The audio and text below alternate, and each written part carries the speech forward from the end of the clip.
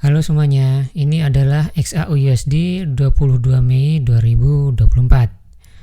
Video terakhir saya di hari Senin, tanggal 20 Mei, ini ya, tanggal 20 Mei 2024. Di situ saya mengatakan bahwa ada kurang lebih 3 kemungkinan skenario yang saat itu saya bayangkan.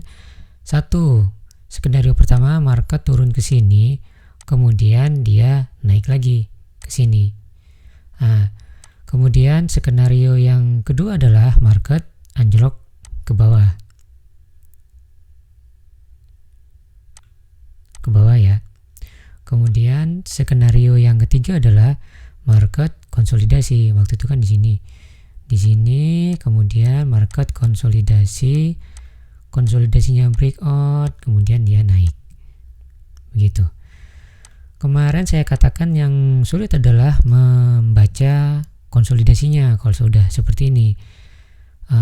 Bisa macam-macam.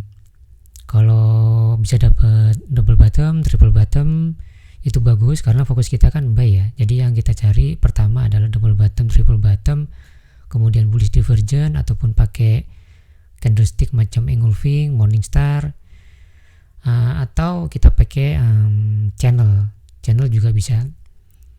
Kalau ada channel seperti ini, nunggu breakoutnya dan kita buy. Kemarin kan begitu. Atau triangle. Yang kemarin triangle. Triangle itu bisa triangle-nya seperti ini. Bisa juga triangle-nya itu seperti ini. Nah, kesulitannya di situ. Karena kan seringkali market itu nggak textbook gitu loh. Market itu terbentuknya tidak seperti yang digambarkan di buku-buku pelajaran forex. Nggak sesempurna itu seringkali. Kadang sih iya, kadang sebagus itu gambarnya. Jadi mudah untuk dibaca, tetapi seringkali tidak. Ada melenceng-melencengnya. Dan tugas kita adalah membaca itu semua. Untuk hari ini, apa yang saya baca? Nah ini dia nih. Untuk hari ini saya tidak membaca apa-apa. Jadi market yang seperti ini nih, kalau saya ini enggak ada artinya. Kalau enggak ada artinya, ya jangan diada-adakan. Kata guru saya, tidak setiap pergerakan market bisa dan perlu untuk diterjemahkan. Soalnya kalau double bottom, triple bottom jelas enggak, karena saya mau itu semua terjadi di level support. Lebih-lebih boleh, tapi enggak boleh lebih segini juga. Ini udah terlalu banyak lebihnya. Jadi kalau mau cari double bottom, triple bottom atau bullish divergence itu kisaran di sini lebih boleh, tapi enggak sebanyak ini. Jadi ini sudah enggak bisa dicari kalau saya. Dan ini enggak ada artinya. Kemudian kalau mau digaris, kalau mau cari triangle misalnya, triangle seperti ini nggak bisa. Kalau saya ya, ini nggak bisa, ini nggak valid kalau saya triangle-nya seperti ini. Turunin deh 1 jam. 1 jam ini nggak bisa. Kalau mau ambil yang ininya, ini juga nggak bisa. Ini nggak kena nih.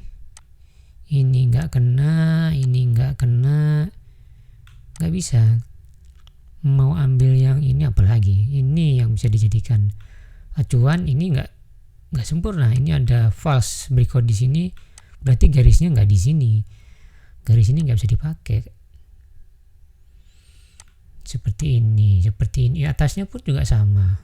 Kalau kemarin ambil dari sini, maka seperti ini juga udah nggak enak. Kalau begini masih bisa ambil yang ini ya, ambil yang ini.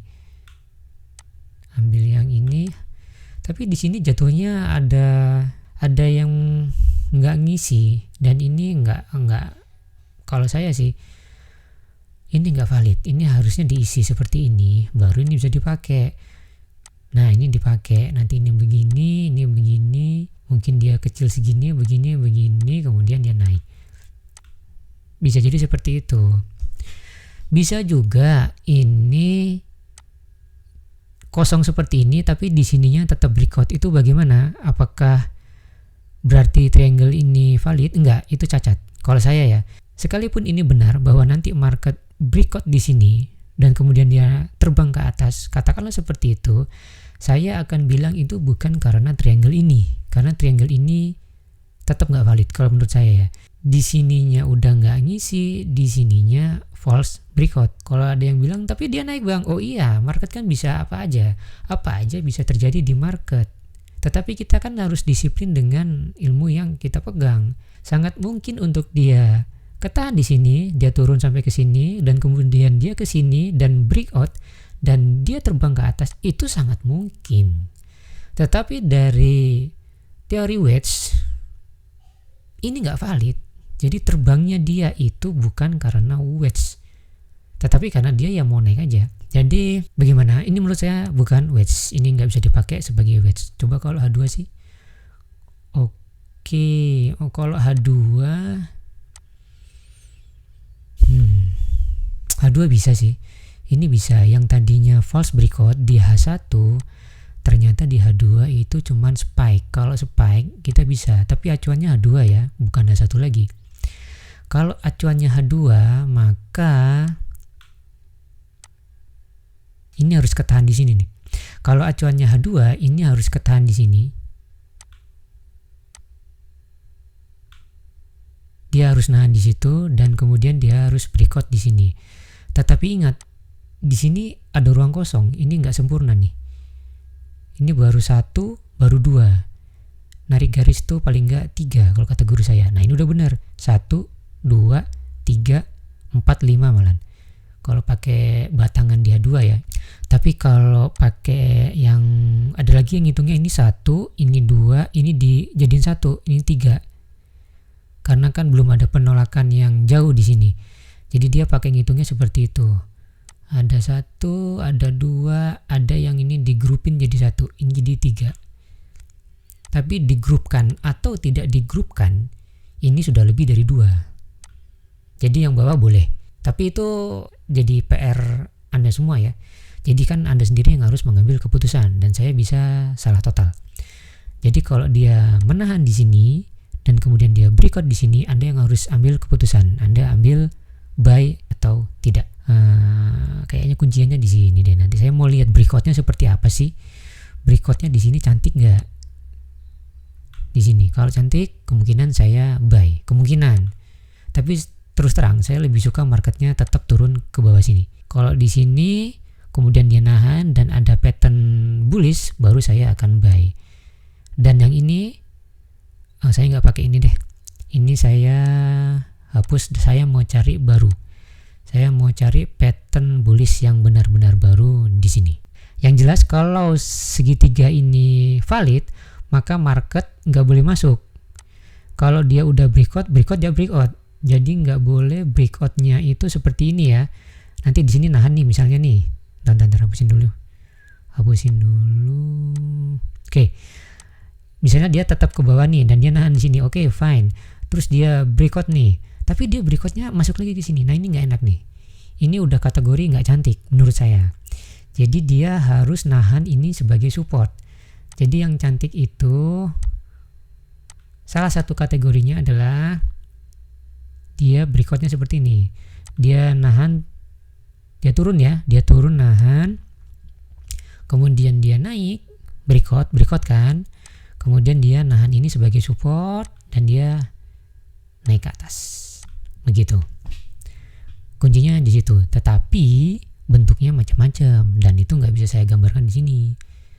Nanti harus dilihat secara real time. Saya menyampaikan apa yang diajarkan guru saya. Tidak perlu trading tiap hari, tidak perlu menerjemahkan setiap pergerakan market. Kalau tidak ada artinya ya tidak perlu diada-adakan. Nggak perlu juga kepo dengan Cina yang memborong emas besar-besaran atau helikopter Iran yang jatuh dan memicu rumor yang macam-macam.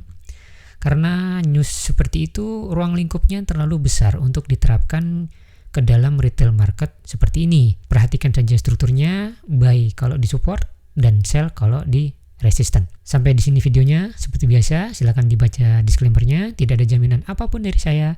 Anda sendiri yang bertanggung jawab terhadap keputusan yang Anda ambil. Hati-hati dalam mengelola dana Anda dan sampai jumpa di video selanjutnya.